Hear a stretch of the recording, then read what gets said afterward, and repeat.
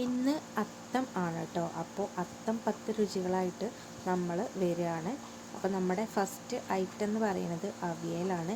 അവിയലാവുമ്പോൾ കുറച്ച് കളറും കൂടെ ഇരുന്നോട്ടെ എന്ന് വിചാരിച്ചിട്ടാണ് ഞാൻ ആദ്യം അവിയൽ തന്നെ ഉണ്ടാക്കാമെന്ന് വിചാരിച്ചത്.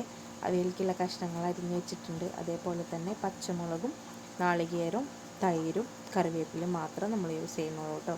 പിന്നെ നമ്മൾ കുറച്ച് മഞ്ഞൾപ്പൊടിയും അതേപോലെ തന്നെ കുറച്ച് ഉപ്പും കുറച്ച് വെളിച്ചെണ്ണ വെള്ളം കൂടി ഒഴിച്ചിട്ട് നമ്മൾ വേവിക്കാൻ വേണ്ടിയിട്ട് അടുപ്പത്ത് വയ്ക്കുകയാണ്. അങ്ങനെ അടുപ്പത്ത് അത് വേവണ സമയം കൊണ്ട് നമുക്ക് നാളികേരം ഒന്ന് ഒതുക്കിയെടുത്തിട്ട് വരാം. ജസ്റ്റ് ഒന്ന് ചതച്ചെടുത്തിട്ട് വരാം. ഇതിക്ക് നാളികേരത്തേക്ക് ഇഞ്ചിയൊക്കെ ഇടുന്നവരുണ്ട്, പക്ഷെ നമ്മളതൊന്നും യൂസ് ചെയ്യില്ല കേട്ടോ. അതാവുമ്പോൾ ഒറിജിനൽ അവിയലിൻ്റെ ഒരു ടേസ്റ്റ് പോയി കിട്ടും. അതുകൊണ്ടാണ് അതൊന്നും യൂസ് ചെയ്യാത്തത്.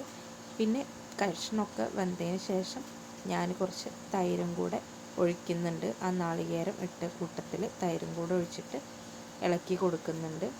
ഇത് വളരെ ഈസി ആയിട്ട് ചെയ്യാൻ പറ്റുന്ന അവിയലാണ് കേട്ടോ. നമ്മുടെ വലിയ ആൾക്കാരൊക്കെ ചെയ്യുന്നത് വെച്ചിട്ട് കമ്പയർ ചെയ്യാനേ പറ്റില്ല. പക്ഷേ അടിപൊളിയായിട്ട് സെറ്റായിട്ട് വരും കേട്ടോ.